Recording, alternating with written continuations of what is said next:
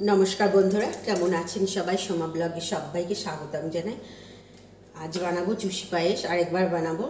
তো শীত তো প্রায় শেষের দিকে, ঠান্ডা নেই বললেই চলে। তো আরেকবার একটু মন চাইছে চুষি পায়েস খাবার। তো চলুন সঙ্গে থাকুন, ভিডিওটি দেখতে থাকুন। দেখো বন্ধুরা, দেখাই শীত যাচ্ছে আর একবার একটু চুষি পায়েস খেতে মন চাচ্ছে।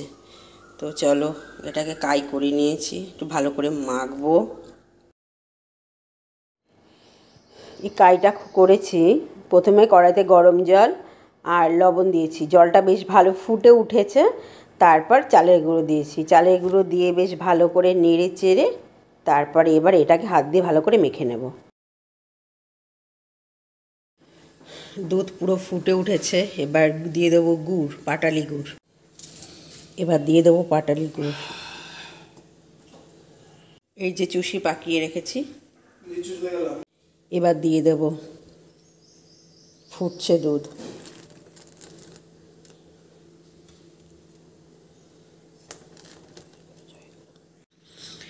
কিভাবে ভেসে উঠেছে দেখা যাচ্ছে তো বন্ধুরা, খুব সুন্দরভাবে ভেসে উঠেছে। ওই যে 250 দুধ আছে, এই দুধটা আবার ওর মধ্যে মিশিয়ে দেব। বেশ খুব সুন্দর ফুটছে, দুধটা দিয়ে দিলাম।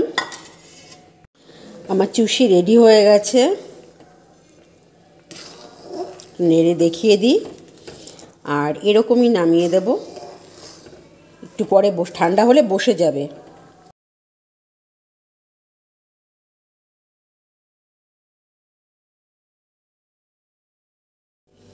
চুষি পায়েসটা সম্পূর্ণ রেডি হয়ে গেছে, নামিয়ে নিয়েছি। আর আমার মতো যদি কারো মন চায় এরকম টুকুস করে বানিয়ে ফেলুন, বানিয়ে আবার খান। আর আমার ভিডিও যদি আপনাদের ভালো লাগে তাহলে আমার পেজটিকে ফলো করে দেবেন, শেয়ার করে দেবেন। আর যদি ইউটিউব চ্যানেল থেকে দেখে থাকেন তাহলে আমার চ্যানেলটিকে সাবস্ক্রাইব করে দেবেন। সবাইকে অনেক ধন্যবাদ, ভালো থাকবেন, সুস্থ থাকবেন, ফিরে আসবেন নতুন কোন ভিডিওর সাথে।